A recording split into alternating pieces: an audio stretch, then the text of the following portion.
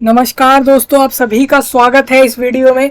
दोस्तों, इस वीडियो में हम बात करेंगे एक और आपके इम्पोर्टेंट अपडेट और नई जॉब के बारे में, जो कि एक गवर्नमेंट जॉब है ऑल इंडिया, यानी कि पूरे भारत के अंदर, पूरे हिंदुस्तान के अंदर इस जॉब को निकाला गया है, जो कि 7,300 के लगभग पदों के ऊपर एक और नई जॉब निकाली गई है, जो कि मेडिकल लाइन से आ रही है। डॉक्टरी यानी कि डॉक्टर लाइन से रिलेटेड जो है ये जॉब आ रही है।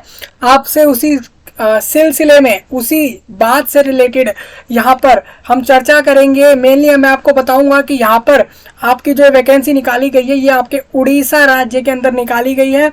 पूरे इंडिया के अंदर कोई भी कैंडिडेट जो भी इसके लिए एलिजिबल होगा, यानी कि चाहे वो उम्र से हो, चाहे उसकी क्वालिफिकेशन से हो, या फिर उसके नेशनैलिटी से हो कि वो कहाँ का रहने वाला है, या फिर और भी कंडीशन से अगर जो भी एलिजिबिलिटी अप्लाई होती हैं, चाहे वो कास्ट वाइज हो या किसी और तरीके से हो, तो उस तरीके से आप अप्लाई कर पाएंगे इस जॉब के लिए। हम उसी से रिलेटेड बात करने वाले हैं। सबसे पहले मैं आपको बताऊं कि उड़ीसा जो है वो आपका एक स्टेट है जो कि इंडिया के अंदर है। उस पूरे स्टेट के अंदर ये जॉब रहेगी, लेकिन इस जॉब पे अप्लाई करने के लिए कोई भी कैंडिडेट इंडिया से किसी भी राज्य से वो अप्लाई कर सकता है, चाहे वो हरियाणा हो, पंजाब हो, मणिपुर हो, मेघालय हो, त्रिपुरा हो, तेलंगाना हो, उत्तर प्रदेश हो, राजस्थान हो, या फिर कोई सा भी राज्य हो जो कि भारत का है, तो उससे अप्लाई कर सकता है। तो हम इसी जॉब के बारे में जानेंगे। देखिए, यहाँ पर हम जो कवर करने वाले हैं पूरे नोटिफिकेशन में, एक तो ये कवर करेंगे कि सैलरी क्या रहेगी, कितनी सैलरी मिलेगी, काम क्या रहेगा, क्या क्या पोस्ट रहेंगे, और कहाँ पर ये काम रहेगा, किस चीज़ का काम रहेगा। साथ ही हम ये समझेंगे उम्र कितनी रखी गई है, एज लिमिट और रिलैक्सेशन क्या क्या रहेंगे उम्र के हिसाब से, और कैटेगरी वाइज क्या वैकेंसी रहेंगे उसको हम जानेंगे। एक एक चीज़ अलग अलग कैटेगरी वाइज वैकेंसी को जान लेंगे। सिलेक्शन का प्रोसीजर जानेंगे। मेनली यहाँ पर जैसा पता लगा है, यहाँ पर एक एग्ज़ाम हो रहा है, उस एग्ज़ाम के जरिए रिटर्न एग्ज़ाम होगा, उसके थ्रू जो है यहाँ पे रिक्रूटमेंट होगी, ये जॉब आपको मिल रही होगी। तो उसको समझेंगे कि ये जो रिक्रूटमेंट के लिए जो ये एग्ज़ाम हो रहा है, इसका पैटर्न क्या है, नेगेटिव मार्किंग है या नहीं है, और उसके बाद ये आप ऑनलाइन फॉर्म भरेंगे या फिर फिजिकल मोड में, और बाकी सारा कुछ डिस्कस होगा इस जॉब से रिलेटेड। यानी कि फॉर्म भरने से लेकर जॉब मिलने तक का सारा प्रोसेस डिस्कस होगा। तो जो भी कैंडिडेट या जो भी लोग पूरे इंडिया के अंदर या फिर दूसरे देशों से भी अगर इस वीडियो को देख रहे हैं, तो आपके लिए मेन बात यही है कि ये जॉब जो है ऑल इंडिया वैकेंसी है। यानी कि यहाँ पर अगर कोई दूसरे स्टेट से, दूसरे कंट्री से भी कैंडिडेट देख रहा है, तो उसके लिए बता दूं कि अगर वो इंडिया का रहने वाला है या इंडिया में परमानेंटली सेटल्ड है, तो वो कैंडिडेट इसके लिए अप्लाई कर सकता है, जिसके अंदर 7,000 से ज़्यादा पदों पर वैकेंसी निकाली गई है पूरे उड़ीसा स्टेट के अंदर। तो सबसे पहले मैं आपको बता दूं, ये आपकी ओडिशा पब्लिक सर्विस कमीशन की ऑफिशियल वेबसाइट है। इसका लिंक डिस्क्रिप्शन में प्रोवाइड हो जाएगा, वेबसाइट का भी और साथ में नोटिफिकेशन का भी। अप्लाई करने के लिए अभी आपके पास समय है, पहले आप नोटिफिकेशन को जानिए, उसके बाद अप्लाई करिए। सबसे पहले हम नोटिफिकेशन पर चलते हैं। नोटिफिकेशन में आप देखेंगे तो ओडिशा पब्लिक सर्विस कमीशन की तरफ से recruitment to the post of medical officers in group A, यानी कि यहाँ पे मेडिकल ऑफिसर को लिया जाएगा, जो कि ग्रुप ए की जॉब है। यानी कि काफ़ी बढ़िया जॉब है। ग्रुप ए में जॉब लगना काफ़ी बढ़िया बात होती है, काफ़ी बड़ी बात होती है। तो group A junior branch of Odisha medical and health services cadre under health and family welfare department के अंदर, जो कि गवर्नमेंट ऑफ ओडिशा का है, उसके अंदर जो आपका health and family welfare department है, उसके अंदर ये आता है। जिसमें आपको बता दूं कि ग्रुप ए में मेडिकल ऑफिसर को लिया जाएगा, जूनियर ब्रांच जो है उड़ीसा की मेडिकल और हेल्थ सर्विसेज की, उसके अंदर लिया जाएगा। अब ये कैडर मतलब ये है कि आपके हिसाब से आपके वहाँ पर भी इसका जरूर आप उड़ीसा में जहाँ भी रहते हैं उसके आसपास भी आपको इस चीज़ की इसका ऑफिस मिलेगा, हेल्थ डिपार्टमेंट का, जहाँ पर आपको मेडिकल ऑफिसर के तौर पे लिया जाएगा। सबसे पहले मैं बताऊँ, ये सारा कुछ ऑनलाइन मोड में हो रहा है। ऑनलाइन आप फॉर्म भरेंगे, जो कि आपका OPSC की वेबसाइट से भरा जाएगा, यानी कि ओडिशा पब्लिक सर्विस कमीशन के वेबसाइट से ही फॉर्म भरा जाएगा। फिजिकल मोड में फॉर्म नहीं भरा जाएगा। सेकेंड चीज़ ये है कि यहाँ पर रजिस्ट्रेशन या फॉर्म भरना जो है वो 18 अगस्त से लेकर 18 सितंबर, एक महीने के समय के भीतर यानी अंदर इसको भरा जा रहा है। फॉर रिक्रूटमेंट टू 7,276 इतने पोस्ट रहेंगे मेडिकल ऑफिसर ग्रुप ए के लिए जूनियर ब्रांच में ऑफ उड़ीसा, जो मैंने आपको सब बता दिया है। अब इसमें बता दूं आपको इन द पे स्केल, यानी कि जो स्केल ऑफ पे ऑफ रुपीज़, जो आपको INR यानी रुपीज़ जो मिलेंगे वो यहाँ पर मिलेंगे 56,100 रुपये, यानी कि 56,100 रुपीज़ आपको मिलेंगे in level 12 cell 1 of the pay matrix, जो कि आपका लेवल 12 जो कि गवर्नमेंट के हिसाब से जो सैलरी डिसाइड की जाती है लेवल के हिसाब से, पे स्केल के हिसाब से, उस हिसाब से लेवल 12 रहेगा, जिसके अंदर यही सैलरी निर्धारित करी गई है cell 1 of the pay matrix as per ORSB rules. जो ORSB है उड़ीसा स्टेट के हिसाब से ये रूल बनाया गया था 2017 विद यूजुअल डियरनेस। जो आपके डियरनेस होते हैं एंड अदर अलाउंस होते हैं, मतलब कि बहुत सारे बेनिफिट्स जो होते हैं वो इसमें एज में B section by the government of Orissa from time to time. मतलब आपको बता दूं कि यहाँ पर 56,100 रुपये जो है ये तो फिक्स है कि इतनी आपकी सैलरी रहेगी इन हैंड, मतलब इतने आपको महीने पे मिलेंगे, प्लस आपका जो अलग से डियरनेस होता है या फिर अलग से जो है आपका अलावेंस होता है, जैसे कि आपको मेडिकल ऑफिसर है तो हेल्थ से रिलेटेड बेनिफिट तो रहेगा ही, साथ में हो सकता है यहाँ पे आपको वाईफाई की फैसिलिटी हो सकता है कि दी जाए, या फिर आपका जो है यहाँ पे इंश्योरेंस जैसा कुछ भी हो सकता है, क्योंकि मेडिकल से रिलेटेड जो है ये जॉब है, और दूसरे भी बहुत सारे अलावेंस जो है यानी कि फ़ायदे जो है वो हो सकते हैं। हम नेक्स्ट बढ़ते हैं वैकेंसी पोजीशन पे। तो वैकेंसी आपको बता देता हूँ, गवर्नमेंट ऑफ उड़ीसा के द्वारा जो वैकेंसी डिसाइड करी है अनरिजर्व कैटेगरी से। अनरिजर्व कैटेगरी में सारे कैंडिडेट जो कि उड़ीसा के अंदर रहते हैं और जनरल कैटेगरी में है वो लोग, प्लस आपके जो दूसरे राज्यों के अंदर यानी इंडिया के अंदर अलग अलग राज्यों में, जो भी मैंने आपको राज्यों के नाम बताए 28 या 29 जितने भी राज्य हैं, सब के अंदर जो भी कैंडिडेट हैं उन सबको एज अ जनरल कैंडिडेट लिया जाएगा, अनरिजर्व कैटेगरी से लिया जाएगा, भले ही वो किसी रिजर्वेशन कैटेगरी में हो। तो पहला आप तो ये रहेगा कि उड़ीसा के अंदर जितने भी जनरल कैंडिडेट वो, और बाकी दूसरे स्टेट के चाहे वो किसी भी कैटेगरी से हों वो लोग, वो सब UR कैटेगरी के माने जाएंगे। उनके लिए 2500 वैकेंसी है, तो काफ़ी बड़ी बात है कि आप देखेंगे तो यहाँ पे 7000 के लगभग वैकेंसी में से आप देखेंगे तो ये वैकेंसी जो है लगभग 1/3 से ज़्यादा है जो आपकी दूसरे स्टेट के कैंडिडेट्स को इंक्लूड करके करी जाएगी, क्योंकि दूसरे स्टेट वाले UR में आते हैं। तो आप समझिए अगर उड़ीसा से हैं आप, तो उड़ीसा वाले कैंडिडेट के लिए तो ये वैकेंसी जो है 4500 से भी ज़्यादा रहने वाली, 4700 के लगभग रहेगी उड़ीसा के कैंडिडेट के लिए। लेकिन अगर बाकी राज्यों की बात करें तो 2500 वैकेंसी है, जो कि लगभग 1/3 के करीब जो है, इसका 1/3 से ज़्यादा ही होता है। तो ये आप देख सकते हैं। अब SEB BC एक कैटेगरी होती है जिसके लिए 714 वैकेंसी है। SC ST के लिए भी देखेंगे तो SC के लिए 1597 वैकेंसी यानी कि 1597, और स्केड्यूल्ड ट्राइब में जो अनुसूचित जनजाति जो है उसमें जो है 2465 रहेगी वैकेंसी। टोटल की बात करूँ तो 7276 यानी कि 7276 वैकेंसी है, 7276 वैकेंसी हैं, जिसके अंदर टोटल 2425 W यानी कि वुमेन के लिए रिजर्व है। यानी आप देखेंगे तो हर वैकेंसी का 1/3 जो है वो वुमेन के लिए रिजर्व करा गया है अलग अलग कैटेगरी वाइज, यानी कि जितनी भी वैकेंसी हैं आपकी वो अलग अलग कैटेगरी वाइज 1/3 जो है वुमेन के लिए फिक्स रहेंगी। यानी कि अगर आप देखेंगे किसी डिपार्टमेंट में अगर रिजर्वेशन के हिसाब से कैटेगरी वाइज जो फिल हो रही है वैकेंसी, उसमें अगर मान लीजिए किसी में 1200 वैकेंसी हैं तो उसकी 400 वैकेंसी तो वुमेन को रहेंगी और 800 वैकेंसी मैन को रहेंगी या फिर दूसरे लोगों को रहेंगी, मतलब फीमेल को हटा के जो भी आपका बच्चा, चाहे वो ट्रांसजेंडर हो या जो भी आपका यहाँ पे रखा गया होगा उसके हिसाब से बताया जा रहा है।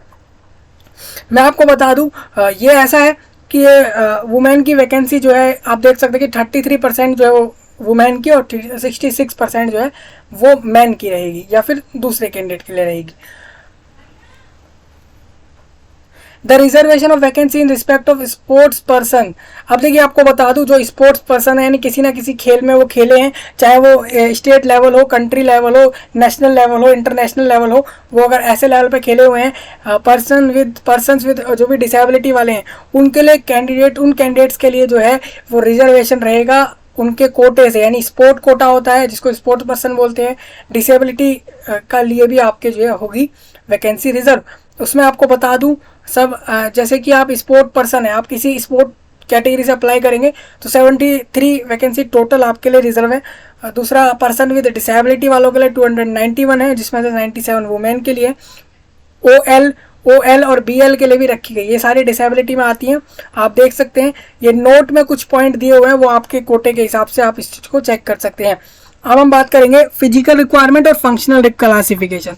ये क्या चीज़ होती है? Physical requirement function qualification classification जो होती है, disability having permanent disability of, ये उनके लिए जिनको परमानेंट डिसेबिलिटी है और 40% से ज़्यादा है for the post of medical officer के लिए।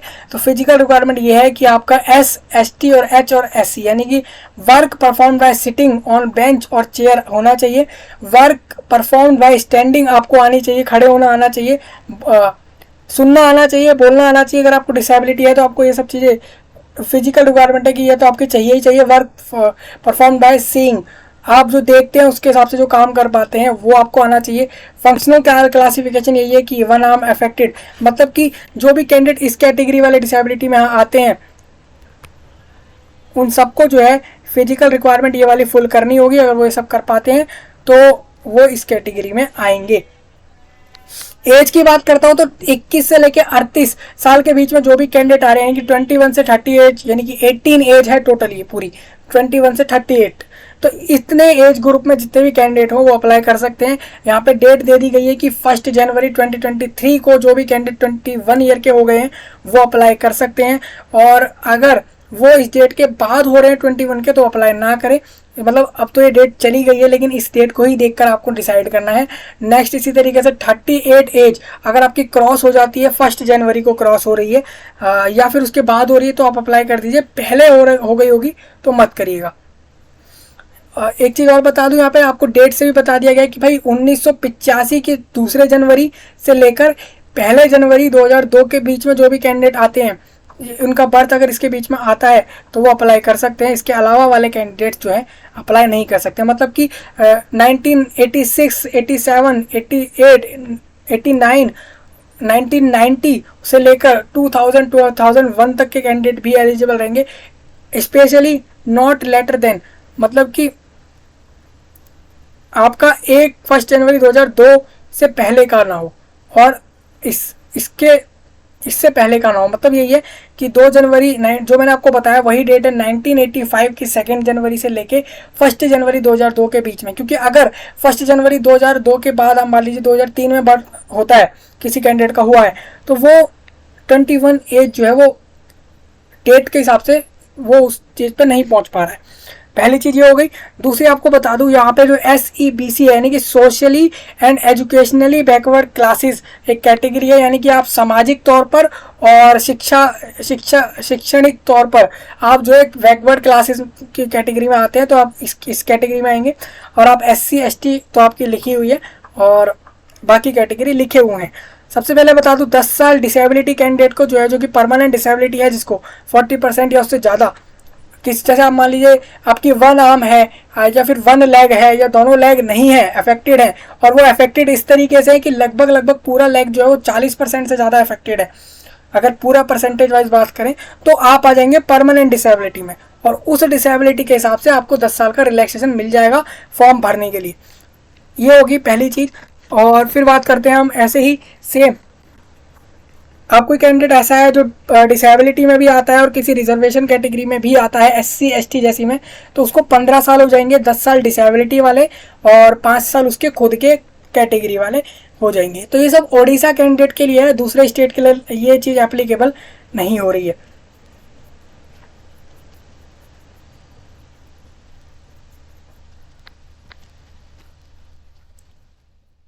अब एजुकेशनल क्वालिफिकेशन की बात करता हूँ तो हैव पोजेस्ड MBBS और equivalent degree from a medical college या फिर मेडिकल इंस्टीट्यूशन से recognised by the medical council of India. Medical council of India जो है, मतलब भारत की जो मेडिकल काउंसिल है, उसके द्वारा आपने अगर MBBS करा हुआ है या उसकी फील्ड में डिग्री करी हुई है किसी मेडिकल कॉलेज से, तो ये आपकी एजुकेशनल क्वालिफिकेशन रहेगी। Have possessed the valid registration certificate under, आपने ओडिशा मेडिकल रजिस्ट्रेशन एक्ट के अंदर जो 1961 में आया था उसके तहत अगर कैंडिडेट जो है outside of state of Odisha है, has not registered in his name under the Odisha council of, he shall get himself registered as per the provisions of the said act before issue of the appointment order. मतलब आप देख सकते हैं कि आप दूसरे state के भी है तो आपको यहाँ पे रजिस्टर्ड करा लेना है, होना चाहिए आपका रजिस्ट्रेशन। एक सर्टिफिकेट होता है ओडिशा वाले में नहीं है तो दूसरे स्टेट वाले अपने हिसाब से कराएंगे, जो कि एक सेंट्रल गवर्नमेंट वाला एक्सेप्ट होगा। और दूसरा यहाँ पे ये है कि have processed the required conversation certificate recognised by medical council of India in case of candidate having degree from universities of foreign countries. अगर उसके पास फॉरेन कंट्री की डिग्री है तो वो ये चीज़ करेगा। एग्जामिनेशन फीस आपको बता देता हूँ, तो एग्जामिनेशन फीस जो रहेगी हर कैटेगरी के कैंडिडेट के लिए जो है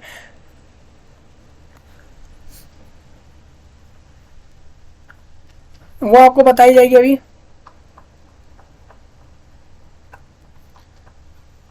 examination fees for all category of candidate has been exempted as per GA and PG department notification. जो अब एक देखिए आपका 11 अप्रैल 2022 को एक नोटिफिकेशन आया था जीए और पीजी से के डिपार्टमेंट से, उसके हिसाब से हर कैटेगरी वाले कैंडिडेट को फीस नहीं देनी अभी तक के हिसाब से ये पता लगा है। मेथड ऑफ सिलेक्शन यही है कि the selection of candidate for recruitment to the post of medical officer shall be made on the basis of written test. मतलब कि यहाँ पे जो कैंडिडेट का सिलेक्शन होगा वो होगा उसके रिटर्न टेस्ट पे। यहाँ पे एक रिटर्न टेस्ट लिया जाएगा, एमबीबीएस क्वालिफाइड डिग्री होनी चाहिए आपकी, चाहे वो इस कंट्री की हो, इंडिया की हो या फिर दूसरे कंट्री की हो, वो भी एक्सेप्ट हो जाएगी। एमबीबीएस होना चाहिए। दूसरा आपका उड़ीसा मेडिकल के अंदर आपका रजिस्ट्रेशन होना चाहिए, वहाँ नहीं तो दूसरे स्टेट से हैं तो आप सेंट्रल वाला रजिस्ट्रेशन होना चाहिए। पहली चीज़ ये हो गई। दूसरी ये हो गई। तीसरी एक और मैंने आपको बताई वो ये कि दूसरे कंट्री वाला कैंडिडेट जिसकी डिग्री दूसरे कंट्री की है लेकिन वो है इंडियन तो वो भी अप्लाई कर सकता है। अब हम बात आगे बढ़ेंगे। रिटन एग्ज़ाम होगा। ये एग्ज़ाम जो होगा इसमें एक पेपर होगा जो कैरी करेगा 200 नंबर। 200 नंबर का पेपर है और 200 क्वेश्चंस आएंगे और हर क्वेश्चन एक नंबर का होगा। मल्टीपल चॉइस होंगे आपके पास, एक आंसर उसमें से सही आपको चूज करना है। द ड्यूरेशन ऑफ एग्जामिनेशन 3 घंटे का पेपर चलेगा। There shall be no negative marking for wrong answers. अगर आप कोई क्वेश्चन का आंसर गलत करते हैं तो यहाँ पे नंबर नहीं काटा जा रहा है। The qualifying marks will be decided. अब देखिए ओपीएससी क्वालिफाइंग मार्क्स डिसाइड करेगा कि कितने देखिए वो कैसे डिसाइड करते हैं। वो ऐसे डिसाइड करते हैं, आप सबने एग्जाम दे दिए और उसके बाद वो जो ओपीएससी है यानी कि ओडिशा की पब्लिक सर्विस कमीशन है वो ये देखिए कि कितने नंबर ऑफ डॉक्टर हमें चाहिए इस डिपार्टमेंट में, उस हिसाब से वो मेरिट बना देंगे। उस हिसाब से वो एक जो है रख देंगे एक मार्क्स जो आपका क्वालिफाइंग मार्क्स रहेगा।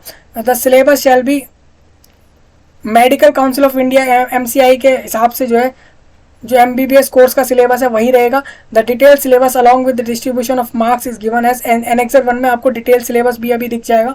नेक्स्ट ये है the commission shall be prepare the list of candidate in order of merit on the basis of written test will shall be equal to the number of advertised vacancies.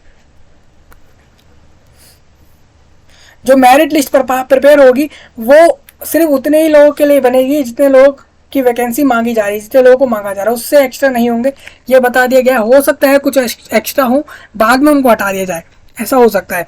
Provided that if अगर 2 या 2 से ज़्यादा candidate same marks ला रहे हैं, जैसे मान लीजिए 200 number का जो रिटर्न एग्जाम है उसमें मान लीजिए 2 या उससे 1 से ज़्यादा कैंडिडेट जो है 150 मार्क्स ले आए हैं बाई चांस,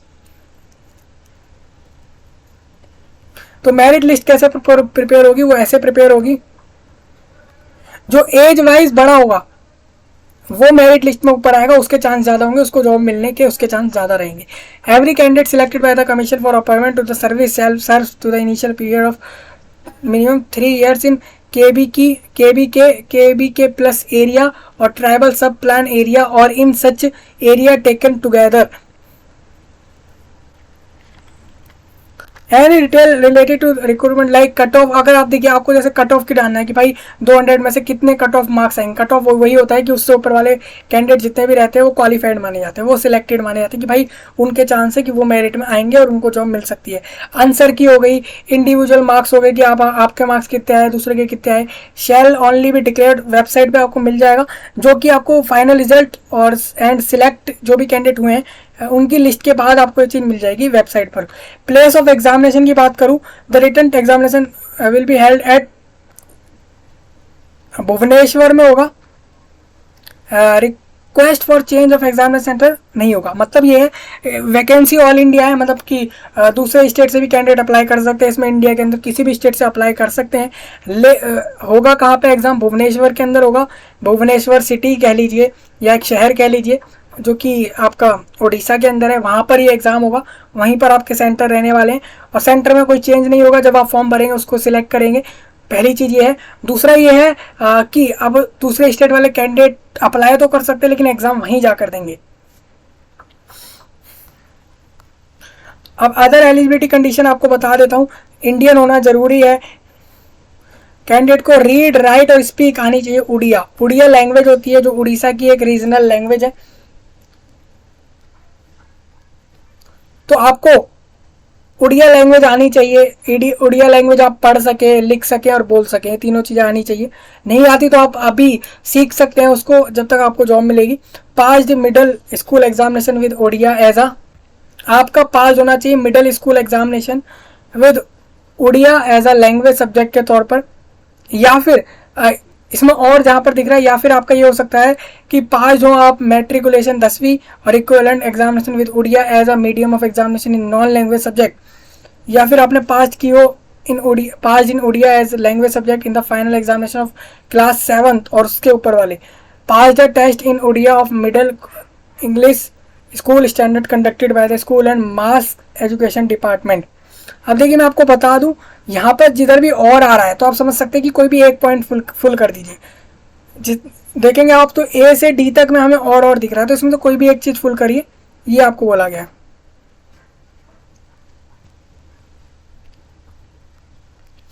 तो इस चीज़ को पूरा पढ़ लेंगे आप। ये इंपॉर्टेंट पॉइंट्स आपके लिए लिखे हुए हैं, उसको आप देख सकते हैं।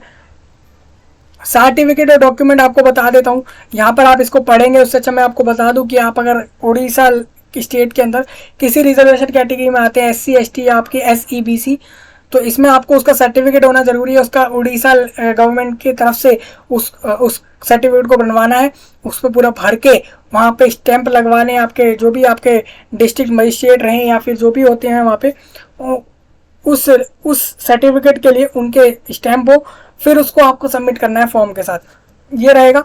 बाकी आपका क्या रहेगा, आपको जो है यहाँ पे MBBS की डिग्री सर्टिफिकेट जो इशूड हुआ है यूनिवर्सिटी से, वो आपको सबमिट करना है अपने फॉर्म भरते में। फोटो साइन अपलोड होंगे, एक ID प्रूफ अपलोड होने की चांसेस है कि भाई हो सकता है आधार कार्ड हो जाए, पैन कार्ड हो जाए, दूसरा कोई ID अपलोड किया जा सकता है। हो सकता है कि 12th का मार्कशीट भी यहाँ पे मांगा जा सके, पहली चीज़ ये हो गई। दूसरा आपको बता दूं कि ये तो चलिए हमारे अपलोड वाली बात हो गई है, लेकिन ऑल इंडिया वैकेंसी है तो दूसरे स्टेट वाले को सर्टिफिकेट नहीं बनवाने, क्योंकि वो एक अनरिजर्व कैंडिडेट रहेगा।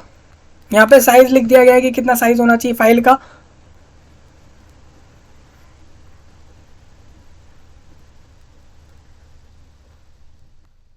बाकी आप इस चीज़ को देखेंगे, ये आपके लिए इंपॉर्टेंट चीज़ें दी गई हैं।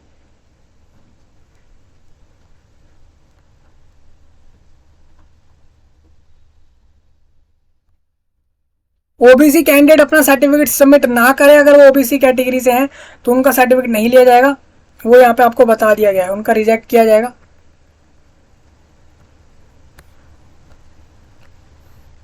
कारण क्या क्या है कि फॉर्म कैंसिल हो जाएगा, एक तो आपने फॉर्म पूरा नहीं भरा, या फिर आपने जो है हार्ड कॉपी जो है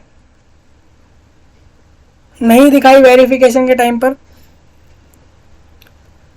फुल साइन नहीं करे, या साइन आपने अपना नहीं अपलोड करा, तो ये सारे कंडीशन है जिसमें आपका एग्जाम वो जो फॉर्म है वो कैंसिल होगा। फीस कोई भी नहीं है,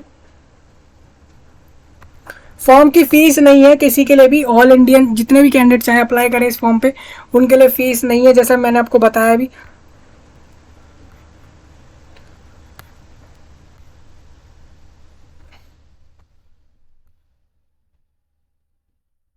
फैसिलिटेशन काउंटर ये होता है कि आपको ऐसा काउंटर है, ऐसा इंक्वायरी काउंटर आप मान सकते हैं, ऑनलाइन में मिल जाएगा, जो आपको एक फैसिलिटी देता है कि आप अगर फॉर्म भरने में कोई प्रॉब्लम फेस कर रहे हैं तो आप जो है सुबह के 10:30 से दोपहर के 1:30 यानी कि 1:30 तक, और फिर दोपहर में 2 बजे से शाम के 5:30 तक आप जो है इसमें अपनी प्रॉब्लम बता सकते हैं कि आपको फॉर्म भरने में दिक्कत हो रही है, डॉक्यूमेंट अपलोड नहीं हो रहे हैं, डिटेल्स फिल नहीं हो रहे हैं, या वेबसाइट नहीं खुल रही है, तो आप एक टेलीफोन नंबर दिया है, इस पर आप संपर्क कर सकते हैं फॉर्म भरते समय, जो कि आपका 18 से लेके 18 अगस्त से लेके सितंबर 18 तक आप कर सकते हैं।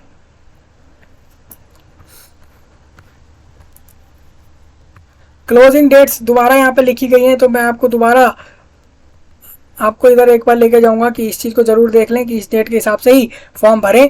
और एक चीज़ और अच्छी यहाँ पे ये लगी है कि भाई 12 बजे तक का समय दिया गया है 18 सितंबर में। कोई कभी कभार फॉर्म शाम में ही क्लोज हो जाते हैं, तो ये रात तक फॉर्म खुलेगा। ठीक है, नोटिफिकेशन आपका 11 अगस्त को प्रिपेयर करा है और 12 अगस्त को उसे पब्लिश करा है। प्लान ऑफ एग्जामिनेशन की बात कर लेते हैं। मैंने आपको बताया भी कि रिटर्न एग्जाम होगा, 200 नंबर का एग्जाम है, 200 ही क्वेश्चन आ रहे हैं और हर क्वेश्चन एक एक नंबर का है और एमसीक्यू एग्जाम रहेगा। नेगेटिव मार्किंग नहीं है, आप आंसर गलत भी कर सकते हैं चाहे तो। मान लीजिए आपको किसी क्वेश्चन का आंसर नहीं आ रहा है तो उसमें आप जरूर कुछ ना कुछ ऑप्शन जो है अपना करके आए, क्योंकि उसके मार्क्स नहीं कटेंगे और सही गया तो उसके नंबर मिल जाएंगे। तो ये चांस है। 3 घंटे का पेपर है। क्वालिफाइंग मार्क्स अभी डिसाइड नहीं हुए हैं, डिसाइड करा जाएगा जो कि ओपीएससी करेगा बाद में। सिलेबस आपका जो आपका मेडिकल काउंसिल ऑफ इंडिया ने डिसाइड कराया एमबीबीएस कोर्स का, वही सिलेबस रहेगा, वैसा ही हार्डनेस पेपर का रहेगा। डिस्ट्रीब्यूशन ऑफ मार्क्स का बता देता हूँ, एमबीबीएस के कोर्स में कौन कौन से टॉपिक होते हैं वो आपको बता देता हूँ। ये सारे टॉपिक आपके एमबीबीएस के कोर्स के सिलेबस में मिल जाएंगे। आपको सिर्फ इतना करना है, जो मेडिकल काउंसिल ऑफ इंडिया है उन्होंने जो एमबीबीएस का कोर्स का जो सिलेबस बताया गया है वही सिलेबस सेम रहेगा। उसी सिलेबस को पूरा अच्छे से आपको करना है प्रिपेयर इस एग्ज़ाम के लिए। और उसमें टॉपिक क्या क्या रहेंगे उसकी बात कर लेता हूँ और वो टॉपिक कितने कितने नंबर के आएंगे। इससे आपको ये पता लगेगा कि कौन सा टॉपिक हमें पहले प्रिपेयर करना है। तो एनाटॉमी तो 5 नंबर का है, फिजियोलॉजी भी 5 नंबर का है, बायोकेमिस्ट्री 10 नंबर का, फार्माकोलॉजी 10 नंबर का है, पैथोलॉजी 10 नंबर का है, माइक्रोबायोलॉजी 10 नंबर का, एफएमटी 15 नंबर का, कम्युनिटी मेडिसिन ये भी 15 नंबर का है, 25 नंबर का आपका मेडिसिन से आएगा। अब देखिए मैं आपको स्कोरिंग पार्ट बता देता हूँ, स्कोरिंग पार्ट कौन कौन सा रहेगा। एक तो आपका ये रहेगा मेडिसिन वाला, आप जरूर प्रिपेयर करिएगा क्योंकि वो 25 मार्क्स का है। सबसे ज़्यादा स्कोरिंग मेडिसिन वाला रहेगा। देखिए इसमें आप देखेंगे तो एक तो ये वाला आपको प्रिपेयर करना है मेडिसिन, और इसमें आपको एक ONG, ये आपका एमबीबीएस कोर्स में आप देखेंगे इसको पता लगेगा कि ONG क्या चीज़ है, वहाँ से आप उस चीज़ को प्रिपेयर करेंगे। सर्जरी से 20 नंबर का है, कम्युनिटी मेडिसिन FMT से 15 नंबर का। अगर मैंने जो भी आपको बताया उसी के मार्क्स अगर कैलकुलेट करें तो 20, 20, 40, 65, 80, 90, 95 मार्क्स का तो आपका यही हो जाएगा। और आप इसके बाद आप चाहें तो 10 मार्क्स में अपना हिसाब से जो भी आपको सही लगे वो आप प्रिपेयर कर सकते हैं। जैसे मैं आपको बता देता हूँ कि बायोकेमिस्ट्री मान लीजिए तो ये 10 मार्क्स का, तो ये तो 105 मार्क्स हो गए 200 में से। अगर इतने नंबर आ जाते हैं तो सही है। अगर इतना आप पहले प्रिपेयर करें उसके बाद आप बाकी पहले स्कोरिंग पार्ट को प्रिपेयर करें, जिससे कि आपके मार्क्स ज़्यादा हैं और जॉब मिलने के चांसेस काफ़ी बढ़ जाएं। ऐसा ना हो कि आप अपने इंटरेस्ट के बेस पर टॉपिक को देखें। यहाँ पर जो टॉपिक ज़्यादा मार्क्स का आ रहा है, ये अच्छी बात है कि आपको मार्क्स पहले ही बता दिए कि कौन सा सब्जेक्ट कौन सा टॉपिक कितने मार्क्स का आ रहा है, जिससे कि आप उस चीज़ को प्रिपेयर कर सकें अच्छे से और फिर उस एग्ज़ाम में निकाल सकें और जॉब ले सकें। तो टोटल 105 मार्क्स बताया, जिसमें मैंने आपको बताया 1, 2, 3, 4, 5, 6। अब देखेंगे तो आप अगर 5 मार्क्स वाले पहले प्रिपेयर करते तो आपके चांस काफ़ी कम हो जाते। टोटल 20 टॉपिक्स हैं, 20 सब्जेक्ट्स हैं, 20 में से आपको सिर्फ 5 मैंने बताए, 5 से 6 ऐसे बताए टॉपिक जिसको आप प्रिपेयर करेंगे तो आपके आधे से ज़्यादा नंबर आ जाएंगे। तो बाकी के 13 से 14 टॉपिक ऐसे हैं जिसको आप छोड़ सकते हैं अगर चाहें तो, मतलब अगर टाइम के हिसाब से आप नहीं कर पाते तो उस चीज़ को छोड़ा जा सकता है। तो ये पूरा नोटिफिकेशन था, हम इसको डिस्कस कर चुके हैं। सर्टिफिकेट के फॉर्मेट जो उड़ीसा गवर्नमेंट ने जो भी बनाए गए हैं वो आपको मिल जाएंगे, उड़ीसा गवर्नमेंट की वेबसाइट से मिल जाएंगे SC ST के सर्टिफिकेट के फॉर्मेट, जो आप अपलोड करेंगे फॉर्म के अंदर जब आप फॉर्म भरेंगे। दूसरे स्टेट वाले कैंडिडेट नहीं भरेंगे कैटेगरी सर्टिफिकेट, उनको मैंने ये चीज़ पहले ही क्लियर कर दी है। फॉर्म की फीस यहाँ पे नहीं ली जा रही है, जैसे मैंने आपको बताया। देखिए यहाँ पे लिखा भी हुआ है, examination fees for all categories of candidate has been exempted as per GA and PG department notification के हिसाब से। तो आप ये समझ लीजिए फॉर्म बिल्कुल फ्री भरा जाएगा, पूरे इंडिया के अंदर कोई भी कैंडिडेट भर सकता है अगर वो एलिजिबल है तो। तो यही सारा कुछ था इस जॉब से रिलेटेड। मिलेंगे आपसे नई वीडियो में, तब तक के लिए आप सभी का धन्यवाद।